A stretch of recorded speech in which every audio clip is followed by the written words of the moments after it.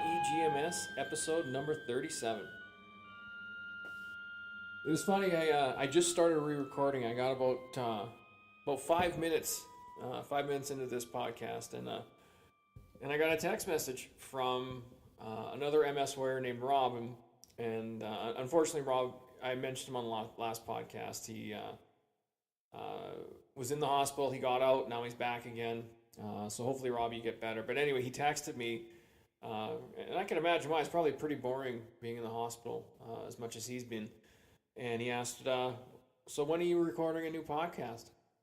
And so I texted him a picture of my microphone on my screen because I'm literally recording it as he was texting me. And I thought because I was only 5 minutes in, I'd restart. So Rob, get better, and hopefully we'll have you on the podcast soon. Now, the episode today, I want to talk about a number of things, and what I'm going to start doing, depending on how you consume this podcast, whether if you're subscribed to it on iTunes or through SoundCloud or Stitcher Radio or Tuned In, nothing will really change for you except for the episodes are just going to get longer. Initially, when I started this podcast, the episodes would range from about 40 minutes to over an hour, just depending on what I was talking about. And when I agreed to start sending the podcast into the MSME Radio Network, they were asking for 27-minute long episodes. And that's what I've been doing for the last basically since last summer. But I find the 27-minute time limit really restrictive, and I feel like I have to rush near the end to try and get in everything I wanted to say, and I can't really flesh out ideas, as much as I'd like.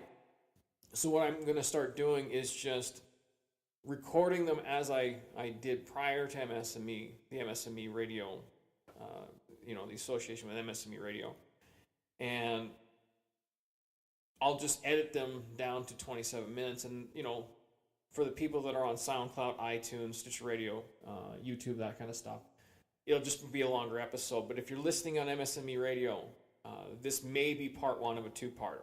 So, I'll make sure the titles reflect that, and so it's clear.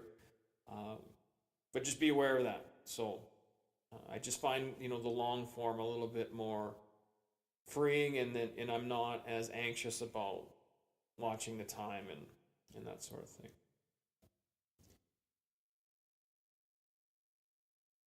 So this episode's going to touch on diet and exercise, and I know I talk about that often, but I think that they're important, and I think they're important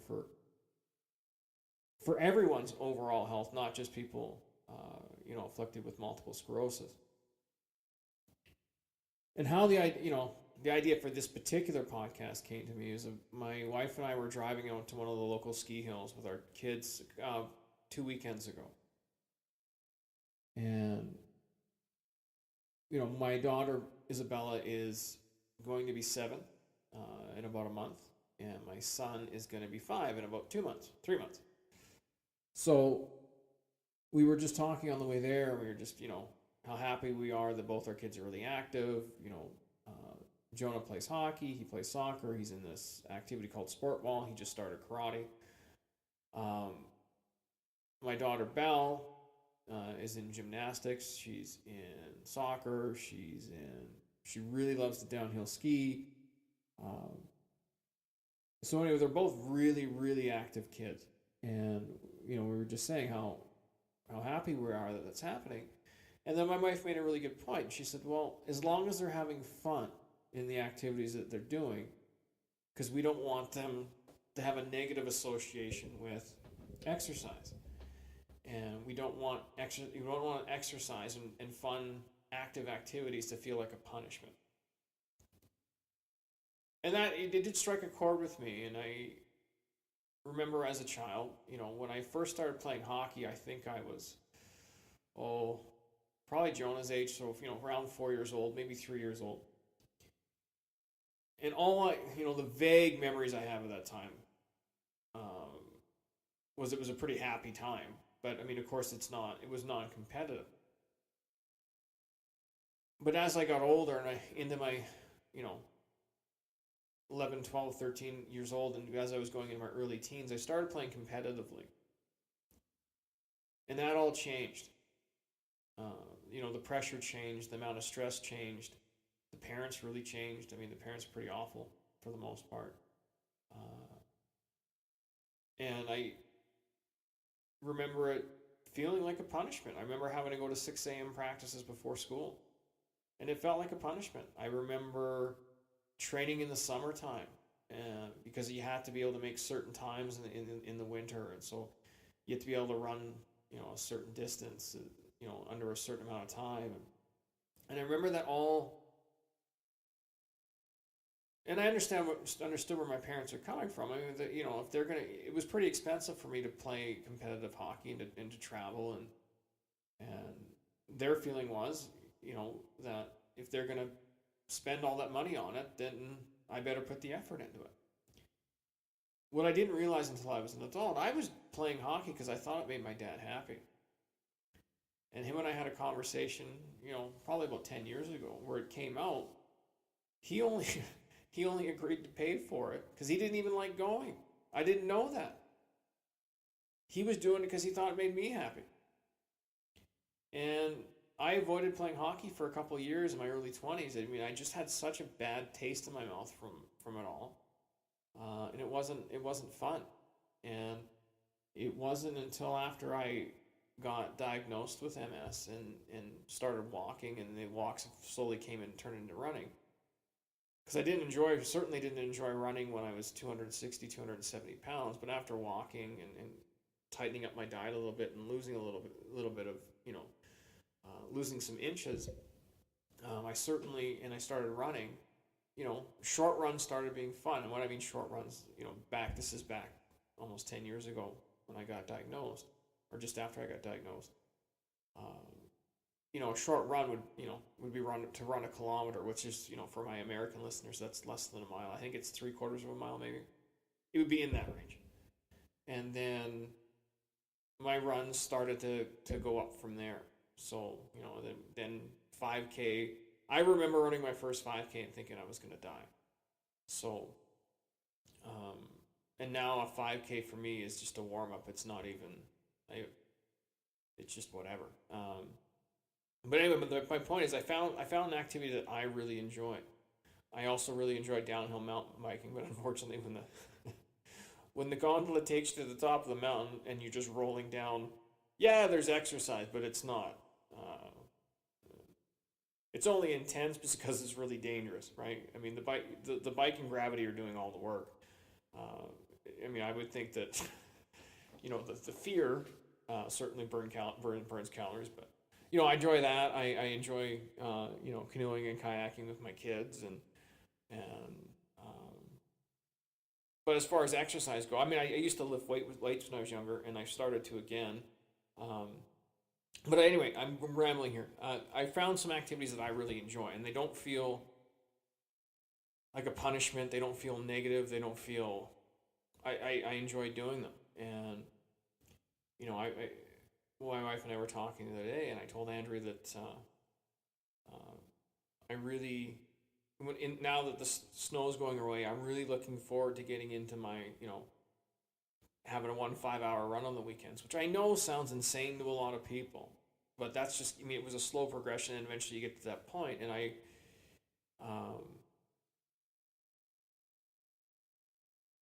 it's meditative, it's just a really, for me. So anyway, back to my initial point. Man, I went on a tangent here. Good thing I'm going to a long form.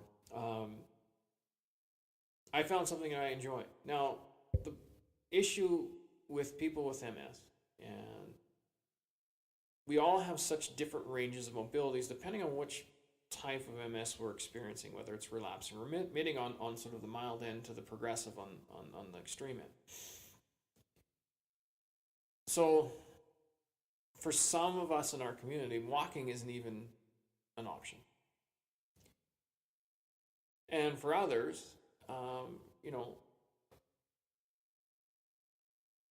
there could be lifestyle factors where they're just, for whatever reason, exercise just isn't for them. So there's a number of reasons. There's always excuses to why there's always an excuse to why you're not active. You can invent millions of them. You know, my favorite one that I've heard in the last couple of years was, I'm just not built to run," which is complete. Man, I just won't swear there. Good thing I caught myself. It's complete horse poop. Your body's designed to run. Anyone can be an athlete. It's just whether or not the desire to be an athlete is present.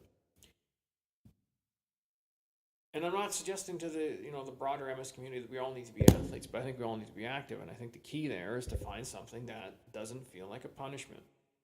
And I remember my grandfather passed away in 2013 on my mom's side, and he was 92. And I remember one day I went to go visit him at the home he was living at, and I had to wait because he was teaching an exercise class. So I was standing at the door to where this class was. And I remember when they told me at the front desk, no, he's teaching his exercise class. And I thought, what the heck is Pepe doing? What could they possibly be doing? Well, then I went and watched, and there was a group of them, and he was probably, if he wasn't the oldest guy in the room, he would have been darn close to it. Because he would have been 80, 88 roughly at the time.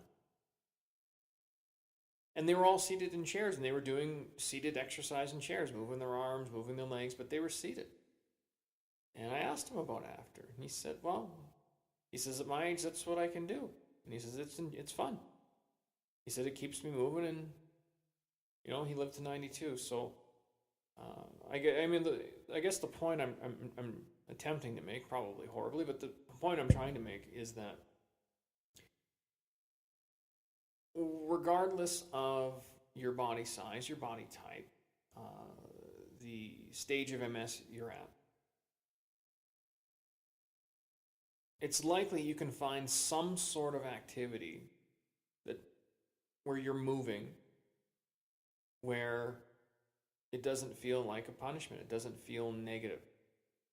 And my experience, now going back to my experience with walking and then running short bursts and periods, is I did not enjoy running at all at first.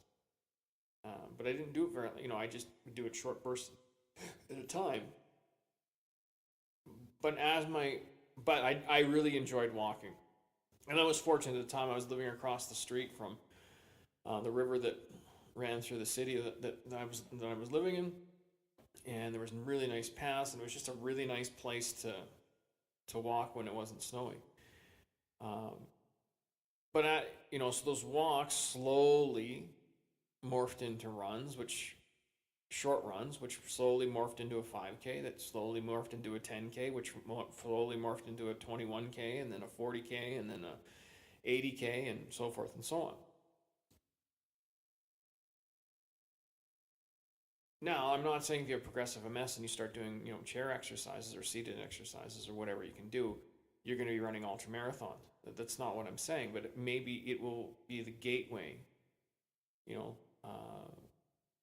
for another activity that's a little bit more active, and maybe it'll make you feel better. So then, and maybe if you're sort of, in between, really progressive MS and relapsing, remitting, maybe there's activities that help you, and just by, elevating your mood and your outlook will help you, go from maybe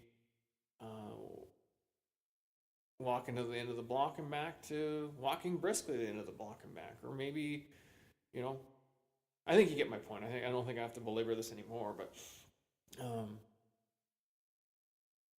so exercise shouldn't feel like a punishment. And if you're doing something that you just don't like, and you're just doing it because you feel like you need it, I'm not telling you to stop exercising or stop being active, but maybe try a different activity.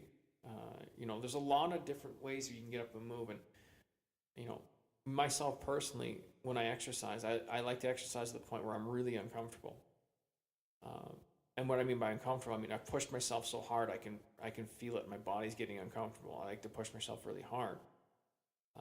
For example, I was on the treadmill for an hour yesterday, and I'd like to crank up the incline as far as it'll go, and I'll do a 5-minute run that way, then I bring it down, and then I do it again, and I do it again. And Um, by the time I'm done after an hour, my legs are just like they're wet noodles, and I feel them pretty good today.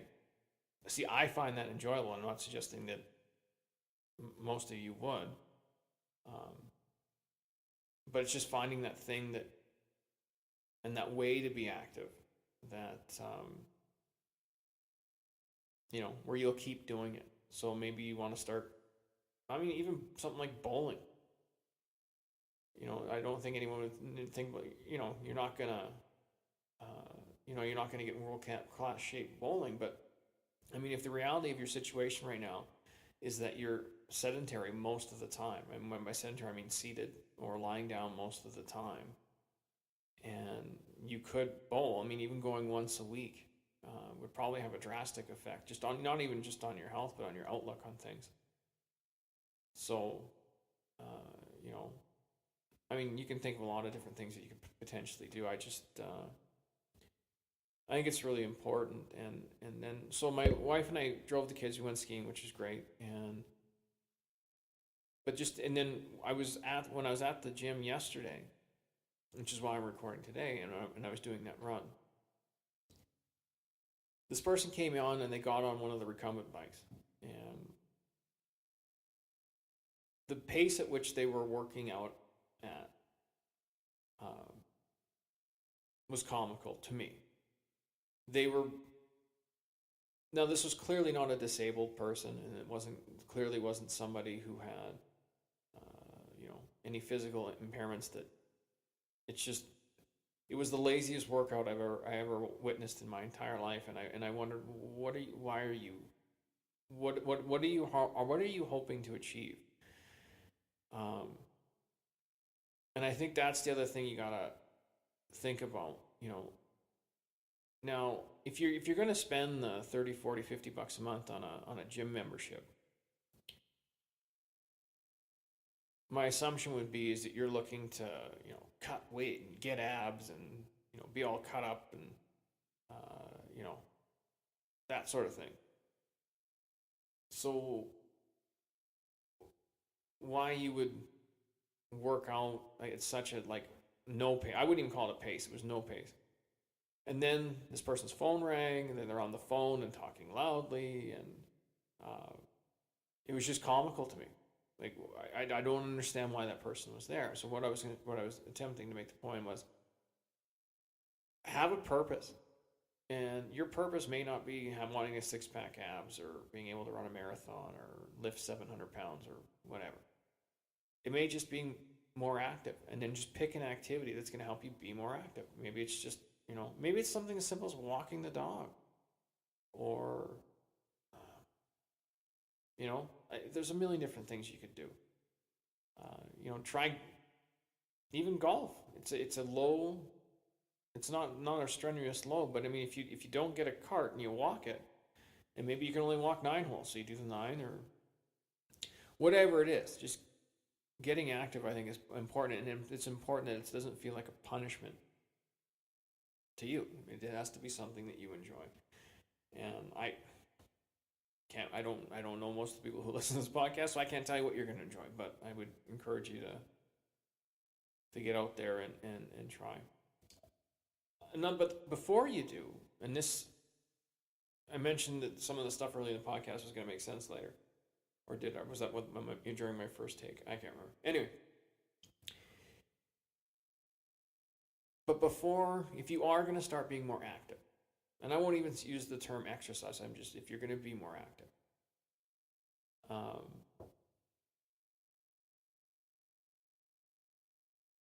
you really need to make sure your diet is in check. And the reason why, and I know I've mentioned, and I know this, I'm kind of repeating myself here, but I know I've mentioned this on previous podcasts, but I think it's so vitally important that I wanted to mention it again. And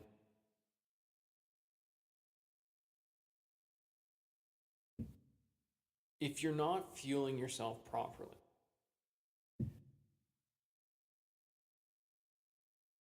and that's what eating is. You're fueling yourself. I mean, don't mistake what it is. It's you're fueling your body. if you're not doing that right, the results of the activity are not going to be there. And how I know this is back in 2015? Well, in 2014, when I got the crazy idea to run 80 kilometers in a day, so that's 2 marathons back to back on the same day, to raise money for the MS Society, I went online and figured, okay, how do I train myself to run that far? And I got a program and I followed it. Just a random program I found on the net.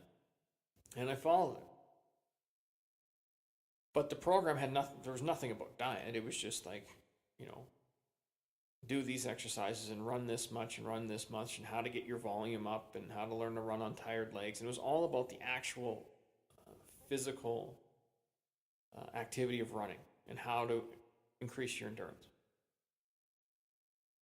And obviously it worked reasonably well. I was able to do it and raise the money. So in 2015, I ran from Leduc, Alberta to Camrose, Alberta, which is about 80 kilometers. And the first year it took just under 12 hours. In 2016, I did it again and basically followed the same program. I tweaked my day of nutrition and I thought I was eating well. And the second year I ran it in just under 9 hours and we raised some more money. And I'm going to be doing another big run next year. I just haven't really had the time to sit down and plan it, but it's going to happen. Anyway, but how this relates to diet. So in 2015, for the entire year, because of all the training I did in that, or sorry, was that 20? It must have been 2014. In 2014, because the run was 20, yeah, in 2014, sorry, between April of 2014 and May of 2015, I ran 1,800 kilometers, give or take. And how do I know that? I had the GPS thing on my watch and it tracked it for me. Between May of 2015 and May of 2016, it was another 1,400 kilometers total in training. When I started training for the very first very long run, I was probably about 240 pounds. Then I got down to, for the day of the run, I started the day at 217. I finished the day at 199, but that's a different story for another podcast. I got extremely dehydrated. It was way hotter that day than we were expecting. Anyway, so I was about 217 pounds when I started the race. Which seems good, right? You lose 23 pounds. But I couldn't get any lower than 220 pounds. And you think running that much, because everyone will tell you, and sort of the common thing is, cardio is the way to lose fat. Well, I'm here to tell you. When I ran the first very really long run, I had lost weight, but as a 5'10" and a bit, 220 pound guy who's in his late 30s, I was far from thin. I mean, I still had a pretty decent sized stomach on me. And honestly, I anticipated losing far more fat than I did. When I started in 2016, when I did it, the day of the morning of the run, I was about 225 pounds. Now think about that. In 2 years, I ran over 3,000 kilometers in training.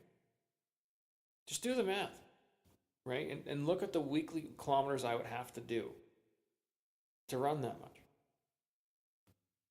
And in your head, if somebody told you they'd run 3,000 kilometers in 2 years, and you'd never met them, when you met them, you would have expecting to see a very, very vascular, like veiny, really cut aerobic type athlete.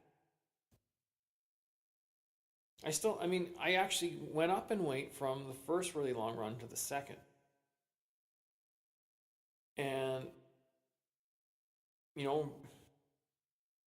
eating the paleo diet, trying to watch what I ate as much as possible. And I just had thought to myself, well, maybe this is just the way it's going to be. Maybe now that I'm at the time pushing 40. Now I'm 41. Maybe this is just the way it is. Maybe I'm just too old, and maybe this is just my genetics, and this is just the way it is. And because I mean, over the years, I've always carried extra weight. I've always carried extra weight. Like that has been nothing but a constant in my life. And I've at times been able to lose some, and it was usually a combination of exercising and restricting calories. The problem when you restrict calories, though, is the second you stop doing it, the weight just comes back. Right? There's never a permanent way to keep it off. So, I mean, obviously, it was frustrating because, I mean, running that much, I just imagined that, you know, I'd finally lose my tummy and, you know, we could actually see what I actually look like. But anyway, like I said, I just reserve myself to the way it is. That all changed last October. My buddy Paul, who runs the Adidas store in South Edmonton Common, and I were running the Grizzly in Canmore for the second year in a row. And the first year was awesome because Paul, they give you 9 hours to finish. And what the Grizzly is, it's a 50-kilometer run in the Rocky Mountains. So, and I don't know how many kilometers of elevation there are over the day, but I mean, you're going up and down a mountain pretty much all day. And they give you 9 hours to finish it. And Paul finished, we have a picture of him crossing the line, and it's like 8 hours, 57 minutes. Like they were tearing everything down, but he finished it. And I don't want to make light of the fact that he finished with just enough time. Anyone who finishes that run is a hell of an athlete. I don't care what anyone says. Like, that's 50 kilometers. I don't know what that's, 40 miles up and down a mountain, right? Like, and then actually, this is the Rocky Mountains, not those things that they call mountains out east, but this is the Rocky Mountains.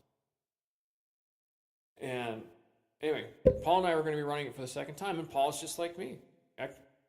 Very active guy, but always carries a little bit, carries extra weight. And I hadn't seen him for, going into the Grizzly last year. So this is October 2017. I hadn't seen Paul since probably late August. You get into September, summer's over, things start happening, and then the Grizzly was on October 8th, I think. So it had been like a month and a bit since I'd seen him, a month and a half probably, since the last time I saw him. He was noticeably thinner. Like, so much so I just looked at him, so much so that I was like, holy cow, is he sick? Like, you got something you got to tell me. And he didn't look sick. It just, when somebody has that dramatic type of weight loss over such a short period of time, I went, all right, something's up. So I said to him, I said, Paul, like, what are you doing? What is it that you're doing? And he explained it to me. And through another friend of his, they had told him about the ketogenic diet. And if anybody out there, and probably some of you are listeners to the Joe Rogan podcast, I think it's one of the more popular podcasts in the English-speaking world. It's one of my favorites.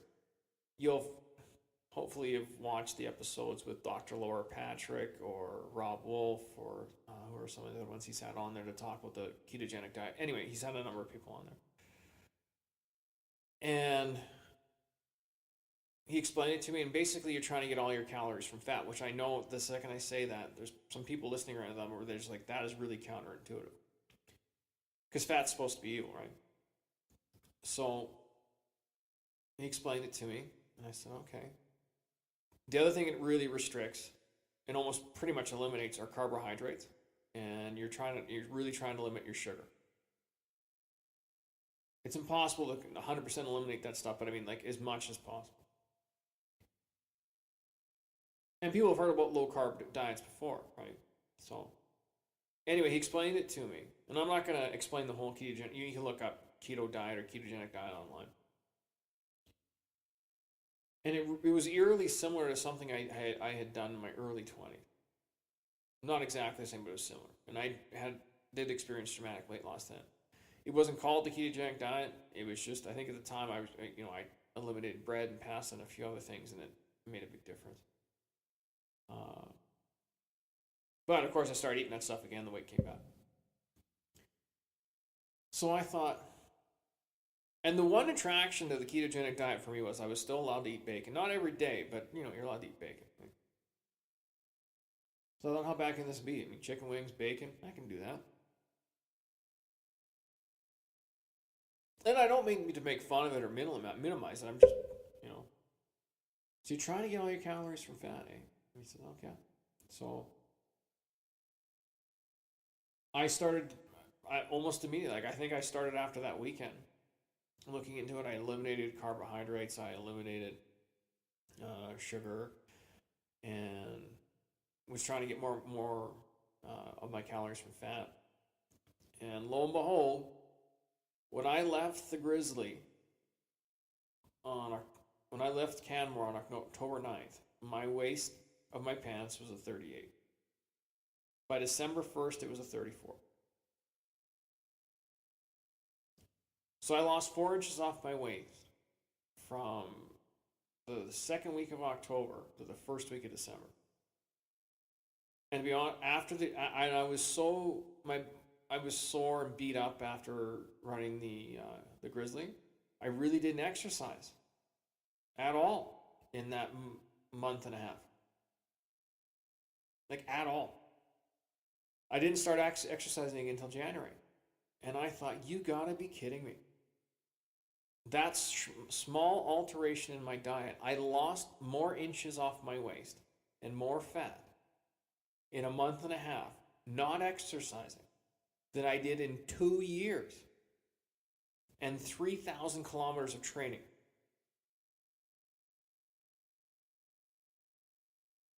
So back to my initial point that I was trying to make probably 12 minutes ago, is that if you're not fueling yourself properly, you're just not going to have the results.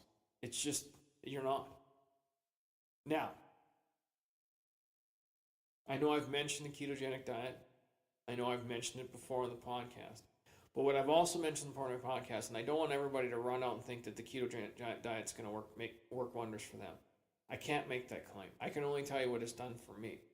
Because as I've mentioned in previous podcasts, I'm learning more and more about the gut biome and how we all have different makeups that way. There's no one perfect diet for everyone. And I really believe that with all my heart, and everything that I'm reading and been exposed to is really indicating there just isn't one perfect diet.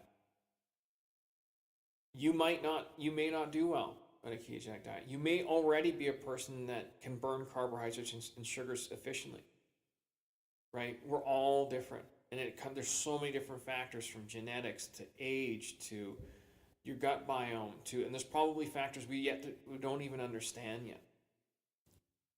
So that's important to know. But I think I've mentioned this before, I think what's important to try and discover is, like, what is the ideal diet for you? And testing out different foods, and how do I react to that? How do I, and then what are the signs? Like, for me, I can tell now when I've eaten something that's just not good for me. I start to bloat almost immediately. I'm talking within minutes. I can feel that tightness in my stomach and that really full feeling, I think. And that's, and the interesting part about that is, before I started really altering and finding out about this new diet, this keto diet that really seems to work for me, is if I eat something I shouldn't, I feel it almost immediately. I can just tell. If I have something that has too much sugar in it, I get a headache I almost feel hungover right away. If I eat something like a carbohydrate or something, I start to bloat almost right away. And now these foods that I ate my entire life that I used to think I loved, I can't even go near. It's really neat how that's worked. And so back to my point, like, if you can fuel yourself properly, you're going to have better results. And I think, you can lose weight by, through exercising, because really that's just, you're right there. But then it's that calorie type weight loss, where you're trying to burn more calories than you take in. and then you combine that with restricting calories. That isn't a long-term solution. It's just not. Because you're gonna get hungry. Like it's, I mean, it's just as simple as that. Um, but another thing, on the diet front, another thing I found really really fascinating this week is when I got diagnosed in 2007, and I came upon the work of Dr. Lauren Cordain and talking about the Paleolithic diet and how it may be a prescription for a lot of the stuff that ails us, because of our current modern diet. And that paper is available on my website. You can click on it. It's and download it for free. It's there. And I started eating that way, and at the time, no doctor or MS nurse would even discuss diet with me, let alone the paleo diet. Now, that's not my current neurologist. Dr. Brad's a great guy. I'm not commenting on him. It was my first neurologist that I had. Diet was a non-factor. Now, my current neurologist is more open to stuff. I mean, but there's still, right? But so I started on the paleo diet in 2007, and like I've said before on this podcast, I was about 85-90% of the time, and then 10% of the time I was eating something that wasn't on it. And I was also on the MS. I've been on the MS meds now since 2011. And the whole of the while I've been taking vitamin D and then the exercise started late 2007 and into 2008. And I believe it's all been a factor. And then the keto diet, a lot of the stuff you're not supposed to eat is on the paleo diet. But just the quantities and proportions and things are different. But anyway, but since I switching my diet in 2007, and then now in the last, since October, going on more of a ketogenic style of diet, I've taken nothing but grief. Not only just from, I'm not talking about just my neurologist, like just doctors in general, and or when you're over at people's houses, they're always like, "Oh, you're one of those," and the comments are made. Your diet's this, your diet's that. Like, it's crazy. Why can't you eat bread? You're depriving your children. Blah blah blah. But my dad has been diagnosed as pre-diabetic, and they're concerned he's going to become diabetic pretty much any day. So my dad's looking at spending his remaining, he's 62, 63. He's looking at spending his remaining years having to give himself insulin injections and being a diabetic and having to take his blood sugar and doing all that stuff. So he met with his doctor, and this is fascinating to me. She said to him, and wrote it on the prescription pad, which I can't share with you because I'm sure that's some sort of conflict, but she didn't prescribe any medication. She prescribed the ketogenic diet. How bizarre is that? Like, what I've been doing since October, he just got prescribed to ward off his pending diabetes.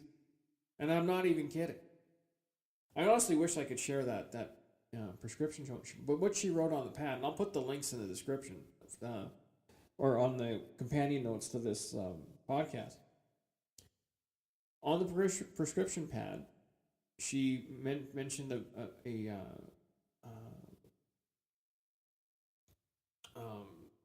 YouTube video he needed to search by this one doctor who talks about, take the government dietary guidelines, pitch them in the bin, and follow this ketogenic diet, and you won't,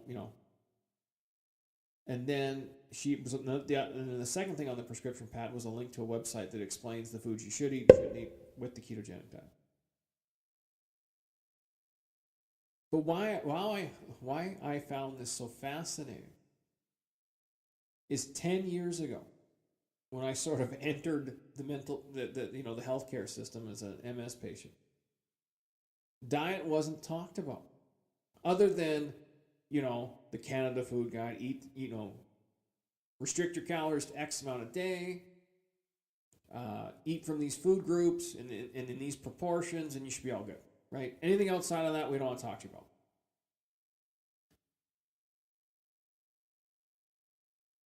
Here we are 10 years later, and my dad gets prescribed the diet that I'm already on. And I'm not pre-diabetic. I hope never be pre-diabetic or have diabetes. But I was just like, wow.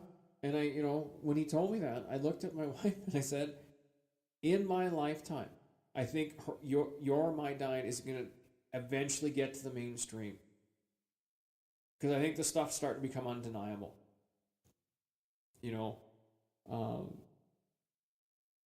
I shouldn't say our diet's going to become mainstream, but finding optimal diets for people is going to become mainstream, and it's just going to be understood. And I'm already seeing it. I mean, when my wife and I met in 2009, because she eats a very similar diet to me in terms of the paleo diet, because she has asthma and she hasn't used her inhaler in years. But when she goes back to dairy and gluten and soy and all that other stuff, all of a sudden she has to start using her puffer again.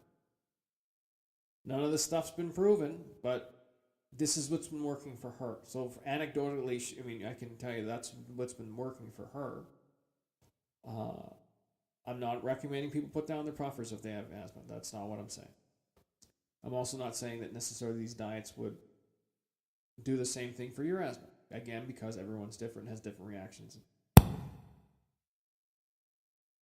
But I just find it neat that it's finally starting to permeate the healthcare system. And, it's really, it's nice and it's fascinating. And I've always been a big believer in diet's role in our, with multiple sclerosis. I'm even more of a believer now, because to lose 4 inches off my waist, and I wasn't even exercising when I had just finished running 3,000 kilometers. Like, it's just like, you can't even imagine it went through my head. Like, everything I've been told is wrong. It's absolutely wrong. It's garbage. And on that point, in the description for this podcast episode on multiplesclerosis.com, I'm going to leave a link in the episode notes to a New York Times article that came out a couple years ago that I was unaware of until just recently. And this investigative report by the New York Times found that in the 50s, they were already making links between sugar and heart disease and cancer and all these different things. What did the sugar industry do? They paid several researchers at big universities a lot of money to publish reports that put the blame on fat. And what's happened? Fat got demonized. So all this low-fat food and no this, no that, don't eat fat, fat makes you fat, it's a bunch of garbage. It's a bunch of propaganda that's been proven. I mean, you can read the Times article yourself. Don't take it from me. Do it yourself. Read it yourself. Where they demonize fat wrongly. Because, in our corporate world, this is the kind of stuff that goes on. The sugar industry realized, well, this is going to get pinned on us, so let's get out ahead of this thing. Let's make sure, let's pin it on them.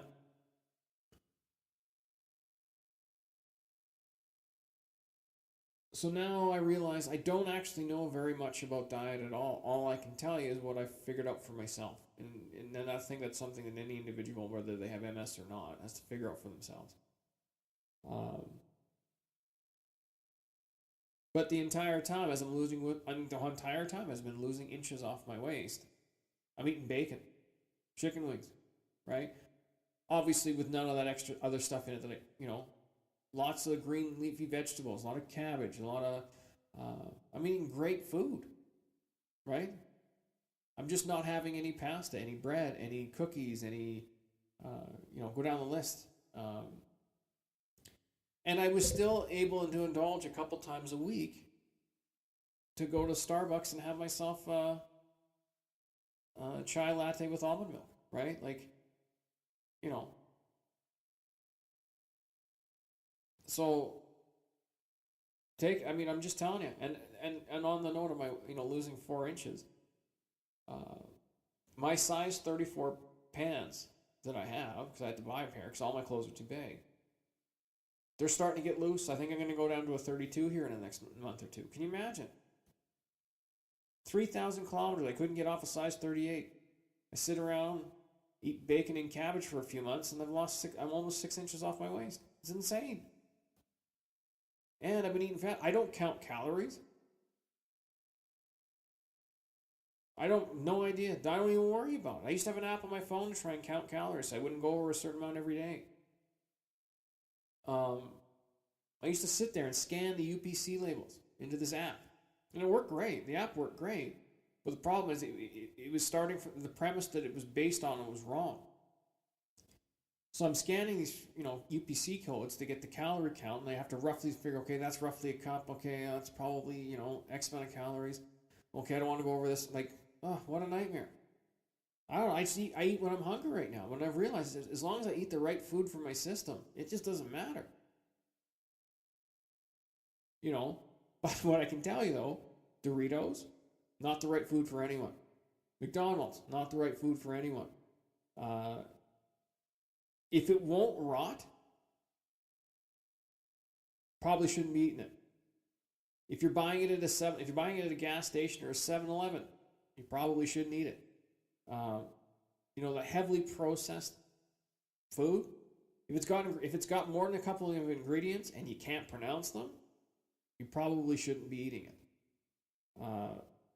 Those are some guidelines I could say that I've learned, and I think those would apply to everyone. I think the heavily processed stuff you shouldn't eat. I mean, if it can sit in a box in your pantry for months on end, that's a pretty good indicator you shouldn't be putting it in your body. I could be wrong. I accept it if I am. But with the results I've had and basically, I can prove that I ran that far and that much over 2 years and how little weight that I lost versus what I've done since October of 2017. And you would have thought the reverse. Honestly, you would have thought the reverse. So on that note, I'm going to announce that I'm going to be starting, this podcast will continue, but I am going to be starting another podcast here, hopefully in the next month. And it's going to be called Losing Weight, Eating Bacon. And it's not going to have anything to do with MS. It's just going to talk about, it's going to be focused pretty much solely on diet and exercise. And it'll be a limited run. It won't be a podcast. Well, maybe. I shouldn't, never say never. But the plan right now is to have it be, a 36 episode run. And how the podcast is going to be structured is a good friend of mine, and we were the best man in each other's weddings. I've been concerned about him for the last couple of years, and Dan's probably 5'8" or 5'9", and he's packing way too much weight. And the thing that was alarming for me is, he was telling me, well, it's been a while now, but he got a sleep apnea machine. Now, some people just need them, but for most people, the reason why they need them is their necks get so fat that it puts basically it puts your neck in a position that causes you to snore like a freight train, and to not get enough air as you're sleeping, right? Which has its own dangers. Well, instead of that stupid machine, why don't you just lose the neck fat? And also, Danny has a young family. His kids are younger than mine. And I know he wants to be an active, awesome hockey dad. And I think I think I can help. So the podcast, this, I lost weight eating bacon is going to be around. It's going to be Dan and myself on the podcast, and I'm going to start him on my eating plan, and we're going to have to tweak it because, again, I have a sneaking suspicion his system is very, very, very, very similar to mine. But we may have to tweak it, right, to see what works for him, what doesn't work for him. And it's going to be a ketogenic-like diet. The other big thing, and then each episode we're going to be tracking his progress, what worked, didn't work. And when I was texting with him the other day, coming up with this idea for this thing, one of the things that, and this goes back to something I said earlier in this podcast, is I don't want to focus on exercise right away. And what I said to him, there's no point in building a house if the foundation is blank. I used a stronger word. So if the foundation's no good, there's no point in building a house. And the foundation is your diet. Weight loss, I've realized it's probably 90%. Not how much you're eating, it's what you're eating. Is your system optimally fueled by those things? So for the first few episodes, we're going to be talking about strictly diet as we kind of as I acclimate Dan to the way I eat and start tweaking it for him in his life. And then we'll start adding, some activity. But again, as I was talking about, this is how this all ties together in this one podcast. Dan's going to have to find some stuff that he enjoys doing. And I'm going to really stress to him, I don't want him to run marathons unless he wants to run marathons. That's not the point of this. The activity could be 3 times a week, and it can be things that he enjoys. So we'll focus on that. But initially, it's going to be around the diet, getting it tweaked, and I'm even going to go through the cookware he uses. And if there's a lot of non-stick pans in his kitchen, we're going to be pitching him. He'll listen to this and he'll find out. And I'll explain to you why, as we go along. And if you're interested in that podcast, when the first episode gets released, I will update via this podcast. And as I mentioned, this one will keep going. There'll just be longer episodes now, unless you're listening on MSME radio, in which case there'll be 2-parters. So anyway, that wraps it up for me this time. Once again, Rob, I hope you're getting better, bud. Hope to have you on the podcast real soon. And I should also mention MS Buddy from Healthline. It's an app you can download on Google or Android, and it's a way to connect with other MS warriors around the globe.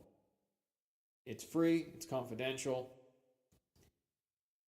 and I think it would be really great. I think it's really great for people who are newly diagnosed to connect with other people, because you probably feel pretty lonely right now and pretty like, what the hell do I do now?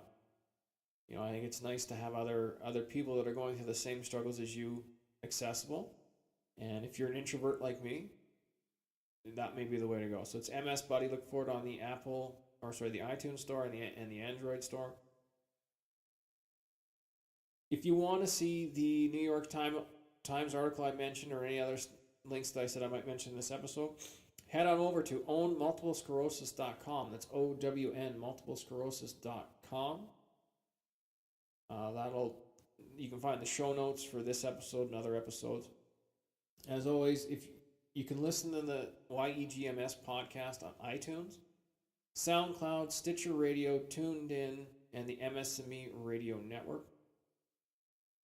You can find the Own Multiple Sclerosis Facebook page. You just type in Own Multiple Sclerosis into Facebook. If you do send me a message through Facebook, it could be up to a month before I respond. Even before all this privacy stuff, I really didn't use Facebook.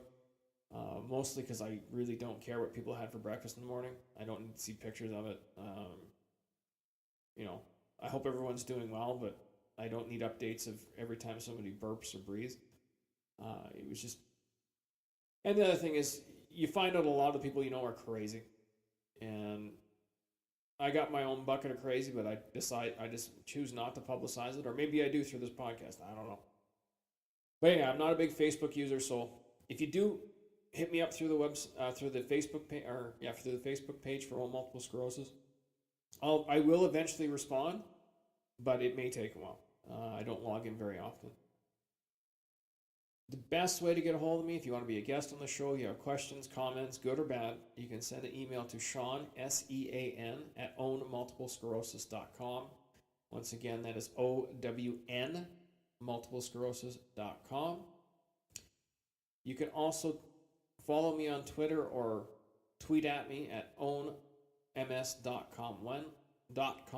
That's OWNMS.com1. I think that's all the stuff I have to mention. Robbie, get better, buddy.